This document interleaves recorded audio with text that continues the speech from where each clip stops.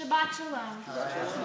I'm Lianna Beth, and growing up in Worthington, I could never imagine a day when classes would be canceled due to the fact that there were too many Jewish kids absent for high holidays to continue with class.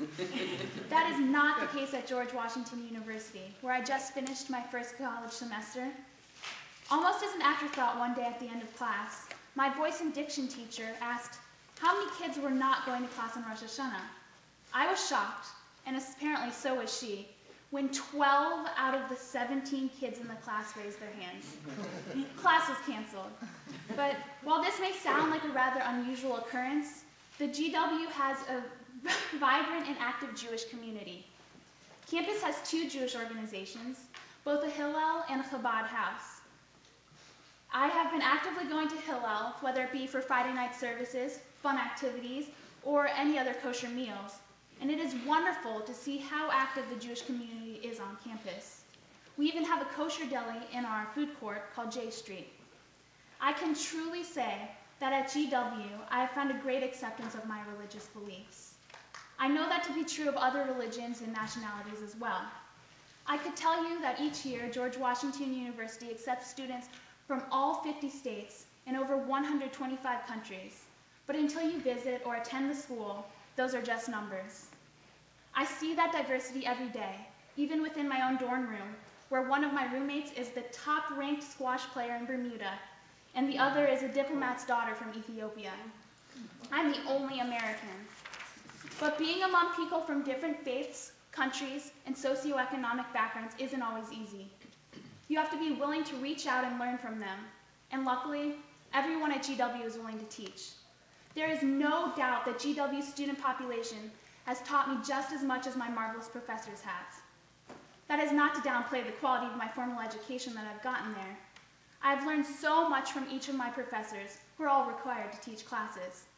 And already, I've been taught by a member of the Screen Actors Guild, a high-ranking official during the administration of George H.W. Bush, and an ambassador to Afghanistan. And that's just in my first semester. I surely have much more to look forward to in interesting academics, especially within my major, political communication, which is one of the only programs of its kind in the country.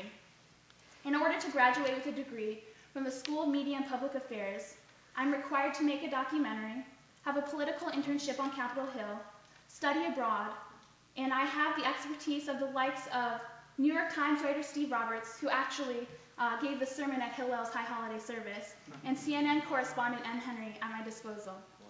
As for my intended minors, film studies and peace studies, scenes from Transformers 3 filmed about a block from my dorm, and the new United States Peace Institute building is within walking distance as well. Of course, part of what makes the school is the city in which it sits. As a politics lover, there's no place I would rather be than at the heart of the nation's capital in Washington, D.C. Every day, walking to class, I walk past the International Monetary Fund building. Every so often, President Obama's motorcade drives through campus. And if I'm ever bored, which I have to say is very rare, I can go on a late-night stroll with some friends on the National Mall. And with a metro stop on campus, unlike that other D.C. school, Georgetown, we have access to the entire city. But even if politics isn't your thing, I guarantee that the city will have something for you. If you love history, science, arts, feel free to go to the Smithsonian museums, and there are lots of them. Want to go on a shopping spree? Then you can go to M Street. And of course, if you're feeling hungry, don't forget to go grocery shopping in the bottom of the Watergate building. There is literally something for everyone in the city. That is, if you're not too busy on the Foggy Bottom campus. Though it blends in well with the city, one definitely knows when he's on campus. It is always bustling with student activities, and I personally am very active in the 3 theater troupes on campus, College Democrats, and I'm also a writer for our school newspaper, The Hatchet. And while none of my articles have been picked up by the Washington Post yet, it's a common occurrence for our writers. You go, girl. An article by one of my freshman friends already became the subject of a story on MSNBC. Other activities on campus include sports, which the main one is colonial basketball, strategic crisis simulation, improv comedy groups, and over 400 others. But don't fetch or fret if you can't find one that you're looking for, because you can just walk to the Margolin Center, which is our centrally located student organization building, and create one for yourself. But being so busy with academics and extracurricular activities, one might worry that there is not enough time for a social life. But at GW, that is definitely not the case. I have more than enough time to meet and spend time with the many friends that I have made. And if one is into the club scene or Greek life, GW and DC offer wonderful opportunities here as well. Or if you just want to relax and get away from it all, you can hop on the Vern Express bus, which will take you to GW's Mount Vernon campus, which is this beautiful, grassy, and quiet area that offers classes and freshman housing. There's even time to take up a cause if you wish.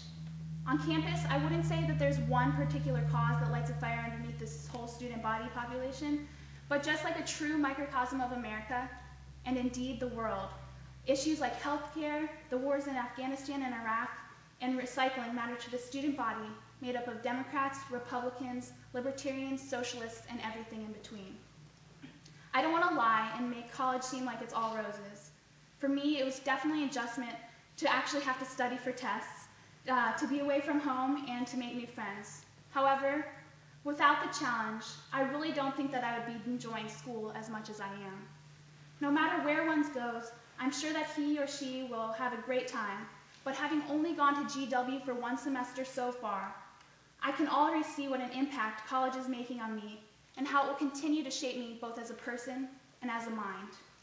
If any of you know me, you know that I've been obsessed with college basically since about 2nd grade.